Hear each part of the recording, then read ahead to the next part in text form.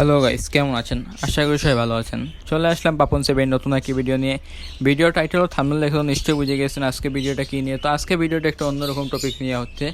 তো আজকে ভিডিওটা হচ্ছে যে আপনারা কীভাবে ইনকিউবেটর মেশিনের মাধ্যমে মুরগির কীভাবে ডিম ফুটাবেন। তো আমি এটা মুরগির ডিম ট্রাই করার কারণ হলো আমি কিছুদিন পর ইনকিউবেটরের মাধ্যমে আমি পাখির বাচ্চা ফুটাবো। তো তাও আমি আপনাদেরকে দেখাবো। তো শুরুতে একটা লাল বাল্ব নিয়ে নেবেন 40 ওয়াটের, আর সেটার মধ্যে তারটি থাকবে, তারটির মাধ্যমে একটা রেগুলেটর লাগিয়ে নেবেন। তারটির মধ্যে রেগুলেটর লাগিয়ে নেন, তাহলে রেগুলেটরের ফ্যানের যে রেগুলেটর সেটা লাগাবেন।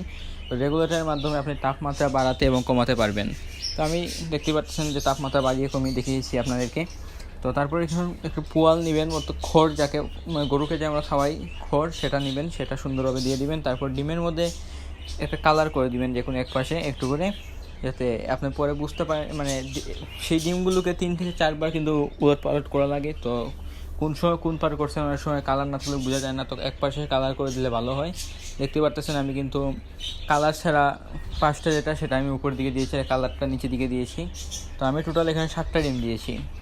তো তারপর আমি এইভাবে ঢেকে দিয়েছি। আর আমি কিন্তু এটা অন্যরা যে ভিডিওতে দেখায় তারা কিন্তু বক্সের মধ্যে বসায়, অর্থাৎ বিস্কুটের যে কার্টুন সেগুলোর মধ্যে, কিন্তু আমি বসেছি বালতির মধ্যে। কারণ বিস্কুটের কার্টুনের মধ্যে কিন্তু অনেক সময় বেশি ওভারহিটের কারণে কিন্তু আগুন লেগে যেতে পারে।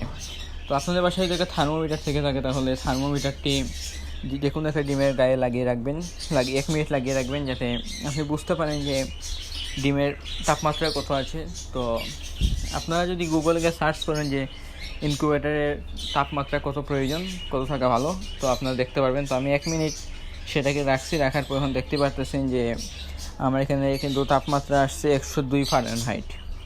তো 100 থেকে 102 ফারেনহাইট থাকাটাই বেটার সবসময়। আর এই যে দেখতে পারতেছেন আমি ডিমটিকে এখন উল্টে দিতেছি। তো যে কালার পাশটা সেটা নিচে ছিল, কালারের পাশটা কিন্তু আমি উপর দিকে দিয়ে দিয়েছি, আর কালার ছেঁড়া পাশটা আমি নিচের দিকে দিয়ে দিয়েছি। তো এইভাবে আপনার প্রপারভাবে সবগুলো ডিমকে উলটপালট করে দিবেন। আর এই ভিডিওটা বানানোর কারণ হলো অনেকেই কিন্তু জানেন না ঘরোয়া পদ্ধতিতে কীভাবে কী করতে হবে। আবার অনেকে হয় যে প্রতারণার শিকার হয়। প্রতারণা বলতে কি, অনেক উল্টাপাল্টা মানে ভিডিওতে অনেক উল্টাপাল্টা অনেক কিছু বলে। তো আমি আপনাদেরকে কিন্তু সরাসরি দেখিয়ে দিতেছি। আর এই দেখেন, আজকে কিন্তু আমার 20 নম্বর দিন বাচ্চা ফোটা শুরু হয়েছে।